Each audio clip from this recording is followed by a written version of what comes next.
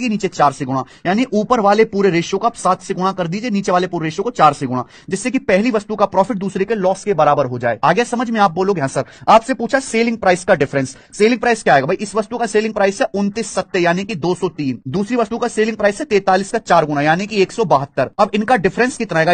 इनका डिफरेंस आएगा 31, यानी कि सेलिंग प्राइस का डिफरेंस 31 का मल्टीपल आएगा। 31 का मल्टीपल एक ही ऑप्शन है डी। सॉल्व हो गया। पूरा सॉल्व करना है तो सीपी कितना है पहले आर्टिकल का? 7 की 25 में गुणा 175। दूसरे का सीपी कितना है? 4 की 50 में गुणा 200, यानी कि दोनों आर्टिकल का टोटल सीपी कितना है? 375। जबकि सवाल के अनुसार दोनों आर्टिकल का टोटल सीपी है कितना भाई? 7500 रुपीज। कितना मेरे प्यारे भाई? ये आपका आ जाएगा 20 गुना। तो यहां 31 की वैल्यू भी 20 गुना आएगी, 620 रुपए। ये है बेस्ट सॉल्यूशन इस सवाल का।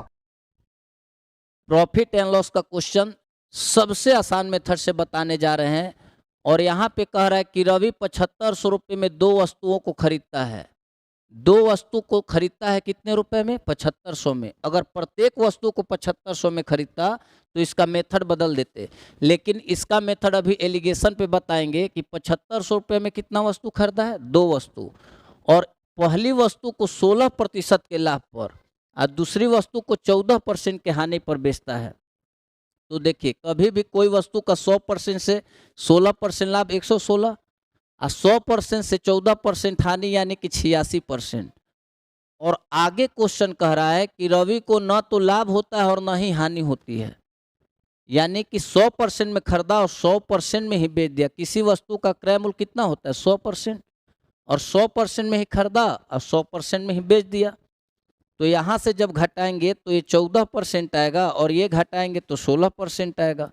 ये परसेंट कटा देंगे, ये 7:8। ये जो रेशियो आएगा ये सीपी का आएगा, और सीपी का दोनों का मान जोड़िएगा तो 7, 8, 15। और 15 में कितना? दो वस्तुएं खरीदा है, यानी कि 15 में 7500।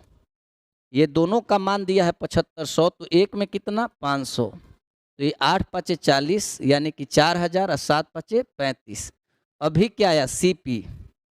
क्वेश्चन क्या बोला है कि दोनों वस्तुओं के विक्रय मूल्य के बीच का अंतर बताइए। विक्रय मूल्य के बीच का अंतर, तो विक्रय मूल्य के बीच का अंतर जो होगा इस पे 16% लाभ होगा। क्रय मूल्य है तो 16% लाभ से गुना करेंगे, 1.16 या 116%। तो ये कटाएंगे तो क्या आ जाएगा? 40 60।